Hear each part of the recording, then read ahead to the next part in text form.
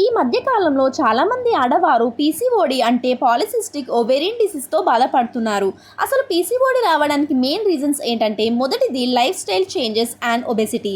అంటే అనారోగ్యకరమైన ఫుడ్ ఎక్కువగా తీసుకోవడం మరియు అధిక బరువు పెరగడం వలన పీసీఓడి వచ్చే అవకాశం ఉంది. హార్మోనల్ ఇంబ్యాలెన్స్ అంటే బాడీలో ఇన్సులిన్, టెస్టోస్టెరాన్ వంటి హార్మోన్స్ లెవెల్స్ పెరిగితే పీసీఓడి వచ్చే అవకాశం ఉంది. అధిక మానసిక ఒత్తిడి కూడా పీసీఓడికి దారితీస్తుంది.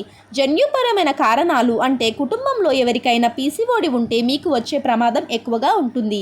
హై ఆండ్రోజన్ ప్రొడక్షన్ అండాశయాలలో ఆండ్రోజన్లు అంటే మగ హార్మోన్లు ఎక్కువగా ప్రొడ్యూస్ అవ్వడం వలన చిన్న చిన్న నీటి తిత్తులు సిస్టులుగా ఏర్పడతాయి.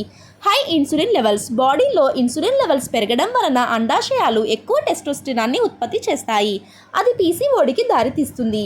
ఇంకా పండ్లు, కూరగాయలు, పప్పు ధాన్యాలు, డ్రై ఫ్రూట్స్ వంటివి తినకుండా ప్రాసెస్ చేసిన కార్బోహైడ్రేట్స్, షుగర్స్ ఎక్కువగా తినడం వలన ఇన్సులిన్ రెసిస్టెన్స్ పెరిగి పీసీఓడి వస్తుంది. పీసీఓడి వచ్చిన వారిలో ఎలాంటి లక్షణాలు ఉంటాయో తెలుసుకోవాలంటే కామెంట్ చేయండి. వీడియోని వీలైనంత మందికి షేర్ చేసి వీడియో ఇన్ఫర్మేటివ్గా అనిపిస్తే ఒక లైక్ చేయండి.